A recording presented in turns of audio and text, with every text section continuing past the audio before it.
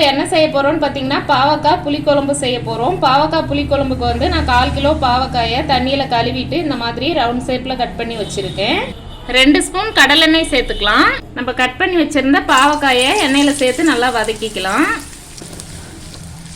பாவக்காய் வந்து இந்த மாதிரி எண்ணெயில வதக்கிட்டு செஞ்சீங்கன்னா உங்களுக்கு கொஞ்சம் கூட கசப்பே இல்லாம ரொம்ப டேஸ்டா இருக்கும். பாவக்காய் குழம்பு சாப்பிடாத குழந்தைங்க கூட இன்னும் கொஞ்சம் கேட்டு வாங்கி சாப்பிடுவாங்க.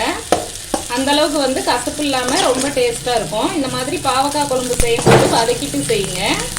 பாவக்காய் வந்து இந்த மாதிரி நல்லா வதங்கி வர அளவுக்கு வதக்கி எடுத்துக்கோங்க. நம்ம வதக்கும் போதே பாவக்காய் வந்து பாதி அளவு வெந்துடும். இப்போ ஒரு பிளேட்டுக்கு மாத்திரலாம். 3 ஸ்பூன் கடலெண்ணெய் சேர்த்துக்கலாம்.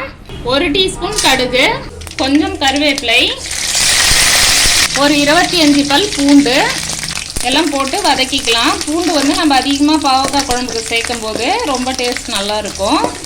100 கிராம் சின்ன வெங்காயம் பொடியை கட் பண்ணி சேர்த்துக்கலாம். வெங்காயம் வந்து இந்த அளவுக்கு வதங்கி வந்ததும் நம்ம ஒரு தக்காளி கட் பண்ணி சேர்த்துக்கலாம். வெங்காயம் தக்காளி எல்லாம் நல்லா வதங்கி வந்ததும் பாவக்காவை சேர்த்துடலாம்.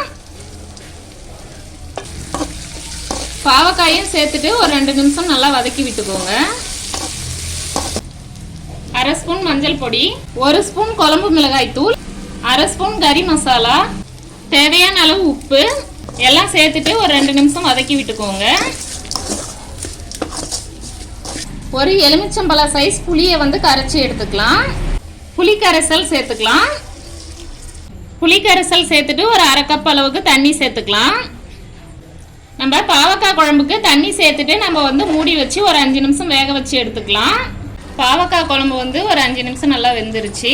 பாவக்காய் வந்து நல்லா வெந்ததும் 1 ஸ்பூன் மல்லித்தூள் சேர்த்துக்கலாம். ஒரு மலை நெல்லிக்காய் சைஸ் வெல்லம் வந்து சேர்த்துக்கலாம். வெல்லம் மல்லித்தூள் ரெண்டும் சேர்த்துட்டு ஒரு 2 நிமிஷம் வேக வச்சு எடுத்துக்கலாம்.